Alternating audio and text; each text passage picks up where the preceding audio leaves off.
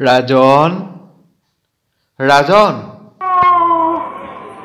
মুনিবৰ পালেহি দেখোন মুনি আহক আহক মুনিবৰ আহক আহক আহক আহক আহক খন্তেক অপেক্ষা কৰক মুনিবৰ মই মহাৰাজক নিমন্ত্ৰণ জনাই থৈ আহোঁগে যোৱা যোৱা ভাল ভাল অহাৰ বাৰ্তা দিয়াগৈ ভাল মুনিবৰ ভাল ভাল মহাৰাজ মহাৰাজ ৰাজেদেউ মুনিবৰ পালেহি আহক মহাৰাজ এইয়া মুনিবৰ পালেহি নহয় আচাৰ্য প্ৰণৱ ৰান্ধন মণিবৰৰ পৰিচৰ্যাৰ বাবে সকলো যোগাৰ কৰি ভাল মহাৰাজ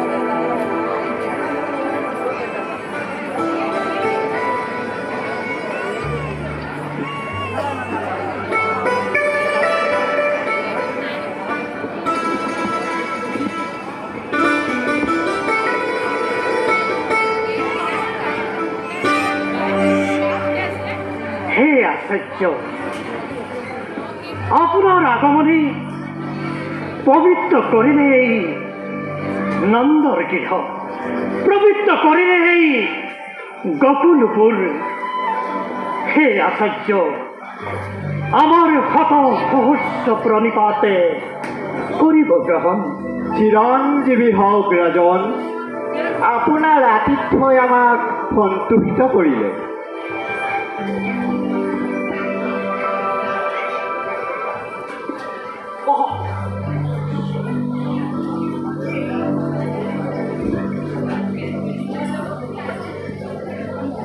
বাৰু বাৰু কওকচোন আচাৰ্য কিবা হেতু আগমন তব এই নন্দৰ হে ৰাজন আপোনাৰ গৃহে যি দুটি পুত্ৰ জন্মগ্ৰহণ কৰিছে তেওঁলোকৰ নামাকৰণ আৰু পুষ্টি প্ৰস্তুতৰ হেতু স্বয়ং ব্ৰহ্মাদেৱে আমাক নিৰ্দেশ দিছে সেয়া আপোনাৰ সৈতে অতি গোপনে আলোচনা কৰিব লাগিব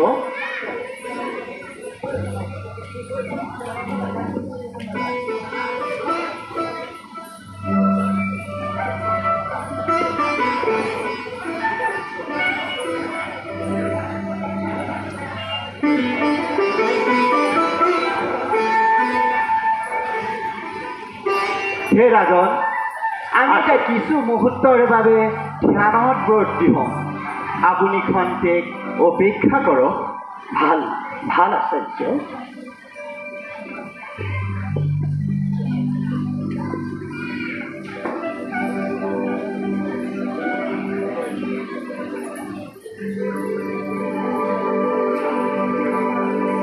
হে ৰাজন আচাৰ্য আমি ধ্যান যোগে জানিব পাৰিছোঁ আপোনাৰ গৃহে যি দুটি পুত্ৰ জন্মগ্ৰহণ কৰিছে তেওঁলোক অতি সুদৰ্শন হ'ব শক্তিমন্ত হ'ব আৰু খ্যাতিমন্ত হ'ব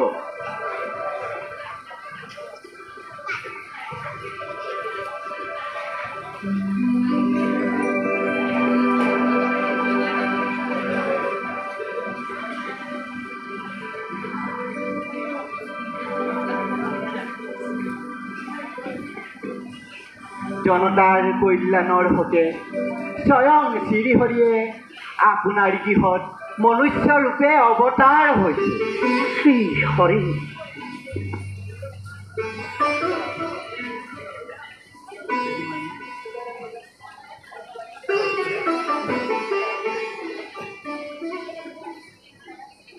দুষ্ট কংস আৰু অন্যান্য অসুৰক নিধন কৰি সমাজত শান্তি প্ৰতিষ্ঠা কৰিব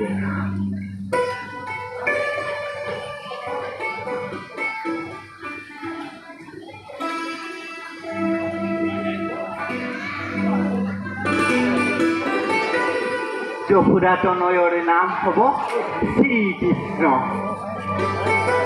শ্ৰীকৃষ্ণ।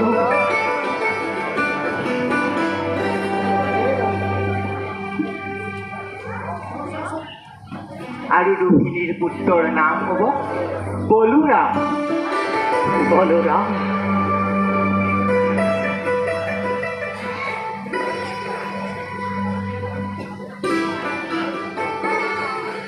কৃষ্ণ বলোৰাম নামেৰে তেওঁলোকে জগতত প্ৰখ্যাত হ'ব।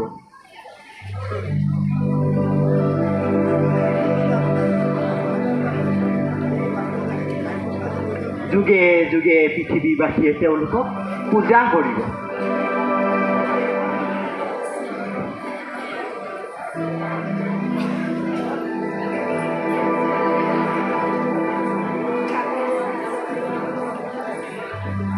ৰাজন, আপুনি মাত্ৰ দুষ্ট কংসৰ পৰা সাৱধানে থাকিব।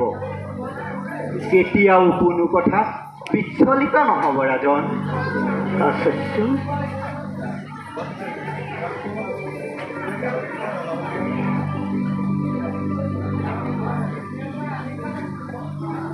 ৰাজন, আচাৰ্য। এই দুই কুষ্ঠি মই কৰিলোঁ প্ৰদান, সযতনে ৰাখিব সদায়। ভাল ভাল আচাৰ্য। ৰাজন, এতিয়া আমি বিদায়হে মাগোঁ।